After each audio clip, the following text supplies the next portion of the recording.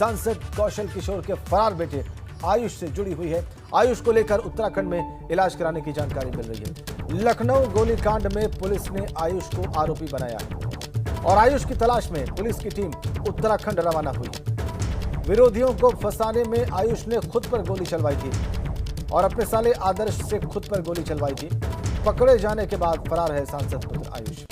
उत्तराखंड में रहकर इलाज करवाने की खबर मिल रही है। पुलिस की एक टीम उत्तराखंड रवाना हो गई है। इस खबर के मिलने के बाद आयुष को आरोपी बनाया है पुलिस ने। जाहिर सी बात है, पुलिस उसे गिरफ्तार करके पूछताछ करने की ख्वाहिश रखती है, जरूरी लगता है उसे। विरोधियों को फंसाने की साजिश में आयुष ने खुद पर गोली चलवाई थी। इस नतीजे पर पहुंची है पुलिस और इसीलिए आयुष की गिरफ्तारी उसके लिए आवश्यक और उत्तराखंड में उसके होने की और वहां पर इलाज करवाने की सूचना के बाद पुलिस की एक टीम उत्तराखंड रवाना हुई है।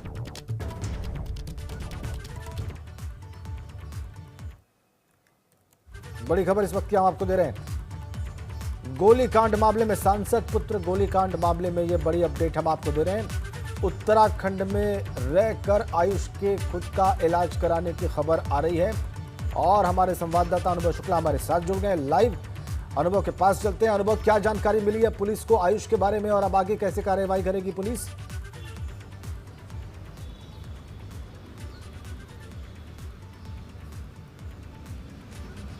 राजेंद्र, एक बार अपना सवाल दोहराएंगे? अनुभव, हम ये जानना चाहते हैं कि आयुष के बारे में, उसके उत्तराखंड में होने के बारे में पुलिस को ठीक ठीक क्या सूचना मिली है और पुलिस की टीम जो उत्तराखंड रवाना हुई है कब हुई है, क्या करने का इरादा है उसका? देखिए, इस पूरे मामले में तो पुलिस की कहीं ना कहीं किरकिरी हो रही, क्योंकि जिस आयुष पर गोली उसने खुद चलवाई वो इलाज के लिए अस्पताल में भर्ती हुआ और जब मामला सामने आ गया तो वहाँ से फरार हो गया। अब 2 दिन से ज़्यादा का वक्त बीत चुका है, लेकिन कहाँ चला गया किसी को पता नहीं चल रहा है। पुलिस ने 2 अलग अलग टीमें जो है वो गठित की है। ये कहा जा रहा है कि वो शायद उत्तराखंड में कहीं है और इसीलिए अब उसके जो नंबर सर्विलांस पर लगाए थे और उसके जो कुछ ऐसे क्लोज फ्रेंड हैं उनके नंबरों को भी लगातार पुलिस ने ट्रेस किया है और उसी के आधार पर उन्हें एक टिप मिला है कि आयुष जो है वो उत्तराखंड में हो सकता है। इसीलिए एक टीम वहाँ पर भी रवाना की गई है। हालांकि सांसद जो हैं कौशल किशोर, वो बार बार ये कह रहे हैं कि उनको जानकारी नहीं है, बेटा उनका उनसे अलग रहता था। पर सवाल ये है कि जब उसने इस तरीके के हम कहें घटना जिसे कि वो वारदात का शक्ल देना चाहता था, उसमें वो खुद जब शामिल है तो आखिर और कौन लोग हैं जो उसकी मदद कर रहे हैं? देखिए, क्योंकि पुलिस ने जब सारी चीज़ों को खोल के सामने रख दिया, उसके बावजूद भी अभी तक आयुष की गिरफ्तारी, आयुष का ना पकड़ा जाना पुलिस की कार्यशैली पर सवाल खड़े कर रहा है। बिल्कुल बिल्कुल बिल्कुल अनुभव, हमारे साथ आप बने रहिए। बिल्कुल, उसका अभी तक न पकड़ा जाना पुलिस के लिए मुसीबत का सबब और पुलिस की किरकिरी का वजह कारण बन रहा है। ग्रेटर नोएडा से खबर है, यमुना एक्सप्रेसवे पर रफ्तार का कहर दिखाई दिया है। आगरा से नोएडा आ रही डबल डेकर बस पलट गई है। बेकाबू बस पलटने से करीब 10 यात्री जख्मी बताए जा रहे हैं। मौके पर दनकौर पुलिस ने घायलों की मदद की है। मौके पर पहुंची पुलिस फोर्स ने घायलों की मदद की है। ग्रेटर नोएडा से खबर, दनकौर पुलिस ने 10 घायलों की मदद की है। डबल डेकर बस ही पलट गई वहां पर रफ्तार के कहर में। यमुना एक्सप्रेसवे पर रफ्तार का कहर दिखाई दिया। डबल डेकर बस पलट गई। आगरा से नोएडा आ रही थी डबल डेकर बस। इस बेकाबू बस के पलटने से करीब 10 यात्री जख्मी हुए। मौके पर दनकौर पुलिस ने घायलों की मदद की है। पुलिस फोर्स ने घायलों की मदद की है। 10 लोग जख्मी बताए जा रहे हैं।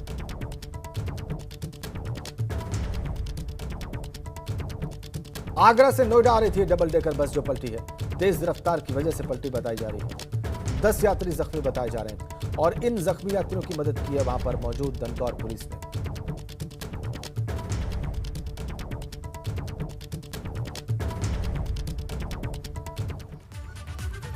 और अगली बड़ी खबर लखनऊ से है। आईपीएस वैभव कृष्ण बहाल किए गए। लंबे वक्त के बाद आईपीएस वैभव कृष्ण बहाल हुए हैं। अपर मुख्य सचिव गृह ने इस बात की जानकारी दी। आईपीएस वैभव कृष्ण बहाल कर दिए गए हैं। अपर मुख्य सचिव गृह ने इस बाबत जानकारी दी। एसीएस होम अवनीश अवस्थी ने इस बाबत जानकारी दी। उन्होंने बताया कि आईपीएस वैभव कृष्ण की बहाली हो गई है लंबे समय के बाद। ये बड़ा डेवलपमेंट है। वैभव कृष्ण अपनी पिछली पोस्टिंग में नोएडा के एसएसपी थे और तमाम विवादों में नाम आने के बाद लगातार उनके पास फिलहाल बीच में कोई पद नहीं था, अब फिर से बहाल किए गए हैं। और अब खबर प्रतापगढ़ से है। वहां पर ऑटो पार्ट्स की दुकान में भयंकर आग लग गई। आग लगने से दुकान का सारा सामान जलकर खाक हो गया। लगभग 3 घंटे तक आग का तांडव चलता रहा। बहुत मशक्कत के बाद फायर ब्रिगेड के कर्मचारियों ने दमकल की 3 गाड़ियों की मदद से इस आग पर काबू पाया। लगभग 50 लाख रुपए की कीमत का सामान इस अग्निकांड में जलकर खाक हो गया।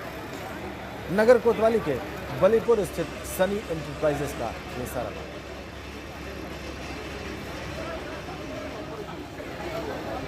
ये देखिए आप तस्वीरें अग्निकांड की। करीब 50 लाख रुपए का नुकसान हुआ इस आग से। प्रतापगढ़ की ये खबर, प्रतापगढ़ की तस्वीरें। ऑटो पार्ट्स की दुकान में भयंकर आग लग गई, जैसा कि आप देख पा रहे हैं इन तस्वीरों में। जबरदस्त आग और इससे 50 लाख का सामान तकरीबन जलकर खाक।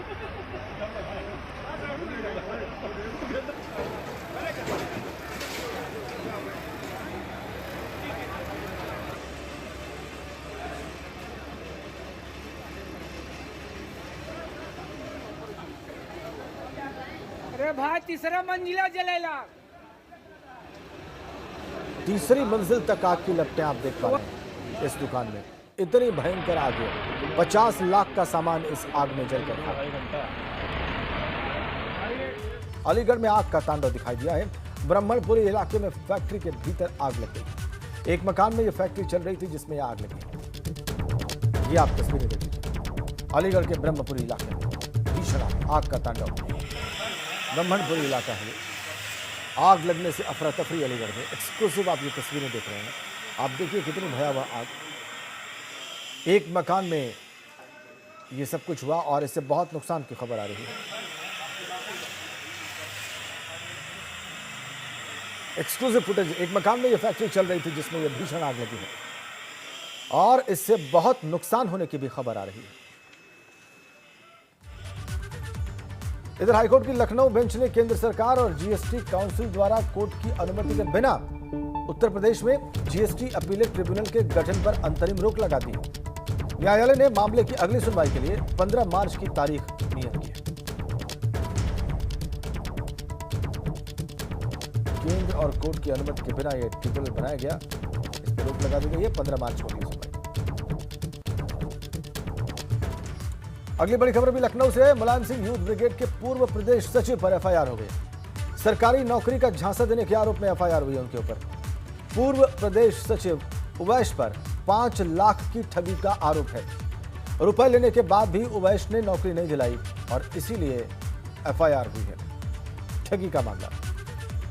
यूपी सरकार ने व्यापारियों को बड़ी राहत दी है। व्यापारियों के लिए ब्याज माफी योजना की शुरुआत हुई। 10 लाख तक का मूल बकाया वाला जो व्यापारी है उसको फायदा होगा। बीते 3 मार्च से 3 महीने तक के लिए ब्याज माफी होता है। 10 लाख तक का जो मूल बकाया है जिन व्यापारियों का, उन्हें फायदा होगा।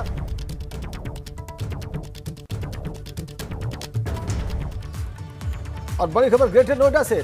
डीएम सुहास एलवाई ने बड़ी कार्रवाई की है। 7 भू माफियाओं की लिस्ट जारी कर दी गई। नूरपुर प्रधानपति और उसके भाइयों का लिस्ट में नाम है।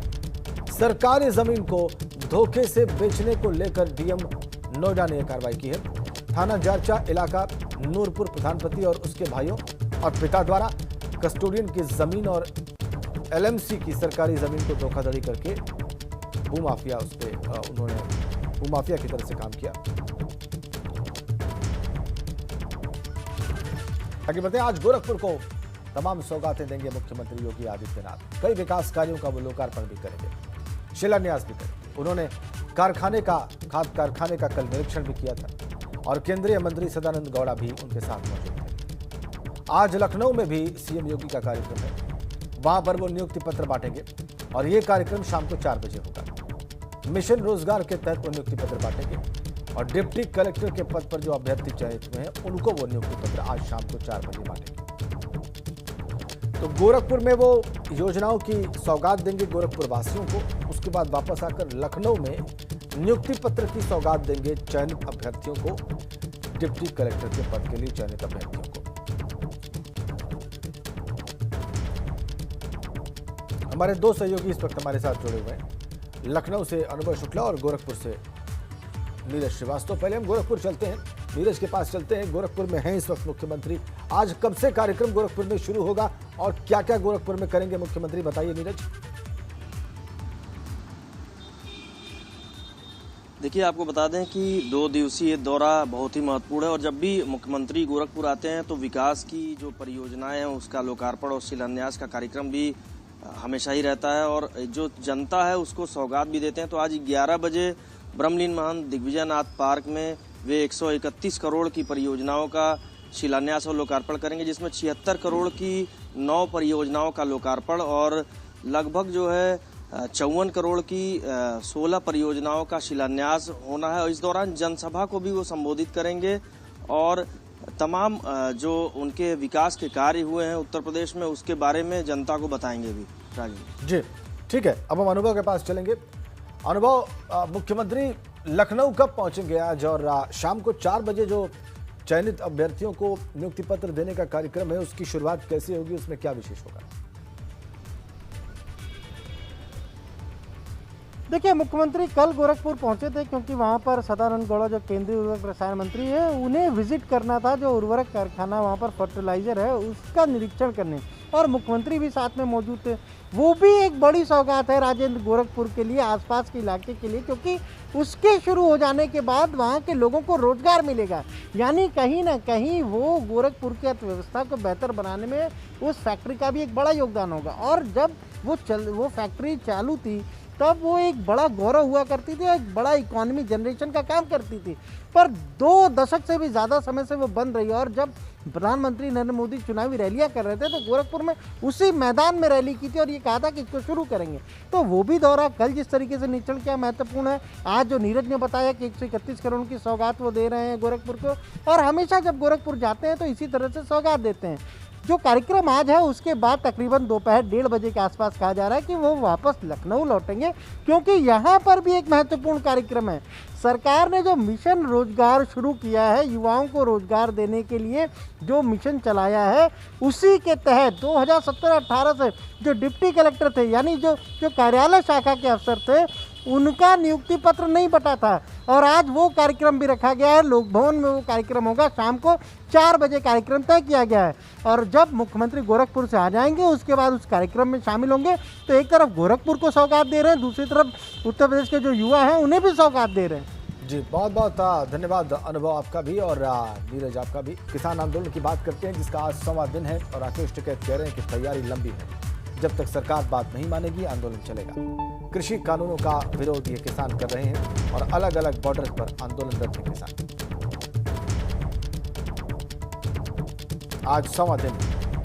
शक्ति सिंह हमारे सहयोगी इस वक्त गाजीपुर बॉर्डर से हमारे साथ सीधा कनेक्ट, उनके पास चलते हैं। शक्ति, आज 1वां दिन, शतक हो गया दिनों का, और ये लंबी अवधि, कोई भी आंदोलन अगर 100 दिन तक खिंच जाए मुसलसल अनवरत तमाम विवादों और संघर्षों के बीच में, तो ये बड़ी अवधि मानी जाएगी। क्या कह रहे हैं किसान 100 दिन पूरे होने पर, उनकी अनुभूति क्या है, उनकी भावनाएं क्या है? जी देखिए, बिल्कुल जिस तरीके से इस किसान आंदोलन को आज पूरे 100 दिन हो गए हैं तो कहीं ना कहीं बड़ी उपलब्धि है, क्योंकि इस आंदोलन को देखने में जब ये गर्मी के मौसम में शुरू हुआ था, फिर उसके बाद बरसात भी आई, सर्दी आई, लेकिन किसान यहाँ से बिल्कुल भी अलग नहीं हुए, यहाँ से गए नहीं और किसान यहाँ लगातार जमे हुए हैं, यहाँ लगातार बैठे हुए हैं। किसानों ने साफ तौर पर कर दिया कि अभी 100 दिन हुए हैं, चाहे कितने भी दिन हो जाएं, लेकिन हम यहाँ से हटने वाले नहीं हैं। वहीं राकेश टिकैत ने साफ कर दिया कि आंदोलन अभी लंबा चलेगा। किसान हमारे साथ है, इनसे बात करते हैं। ये बताइए, आज पूरे 100 दिन हो गए हैं, शतक लग गया, क्या उम्मीद थी आप लोगों को?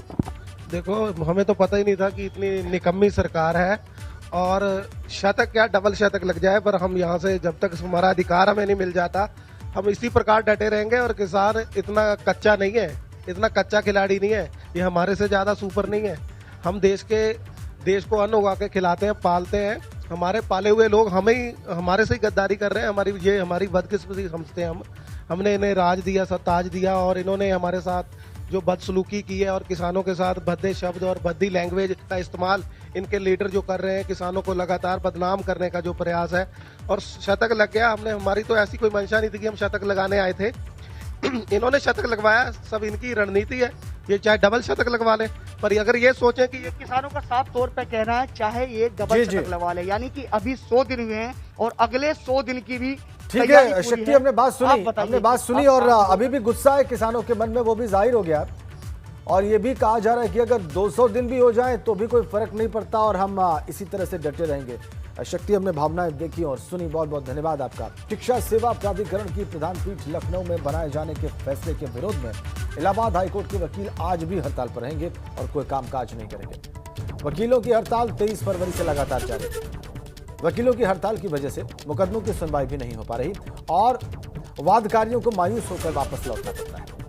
हालांकि चीफ जस्टिस की अगुवाई वाली डिवीजन बेंच ने प्राधिकरण के गठन पर रोक लगाते हुए सरकार से जवाब तलब कर रखा है, लेकिन इसके बावजूद वकीलों की हड़ताल जारी रहेगी। मोहम्मद मोइन हमारे संवाददाता इस वक्त प्रयागराज से हमारे साथ सीधा कनेक्ट है। मोइन, लंबे समय से ये हड़ताल चल रही है, इसका मूल कारण हमारे दर्शकों को जरूर समझाया।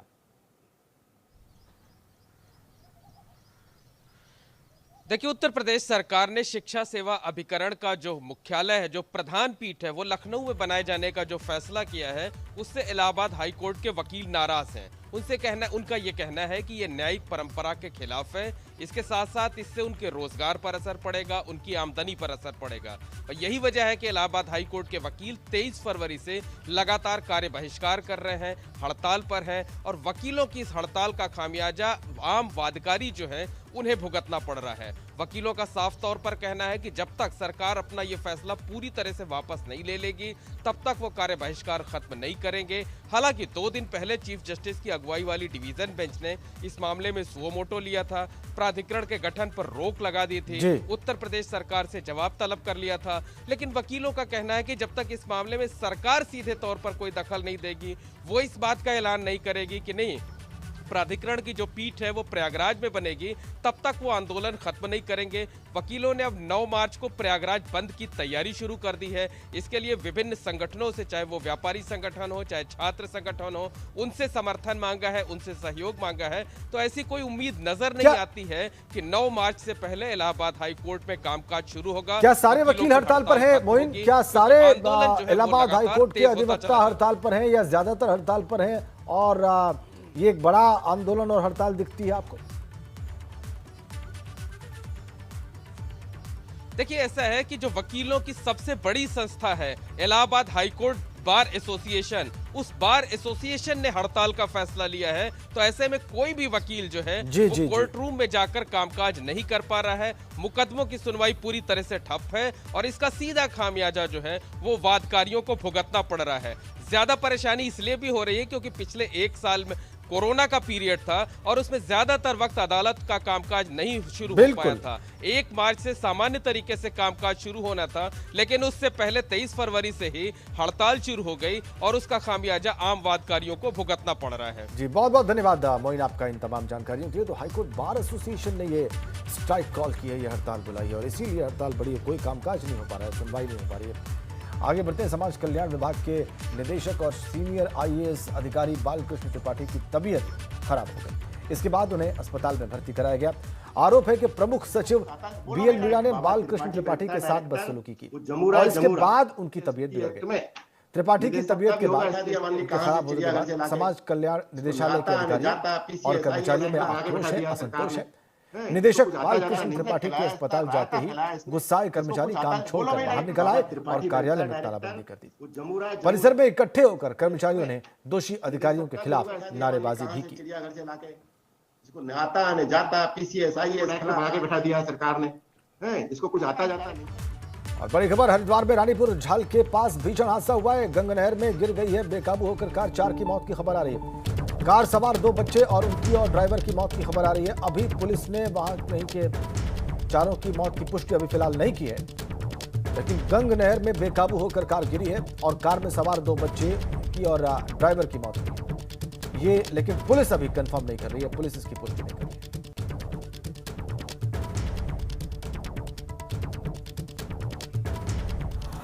तस्वीरें आप देख लीजिए हादसे की साइड की, जहां पर बेकाबू कार जो है वो गंगा नहर में गिरी है। पुलिस अभी किसी मौत की पुष्टि नहीं कर रही है, लेकिन आप तस्वीरें देख लीजिए, भयावह हादसा है हरिद्वार में गंगा नहर में। बेकाबू थी कार, गंगा नहर में जाकर गिरी।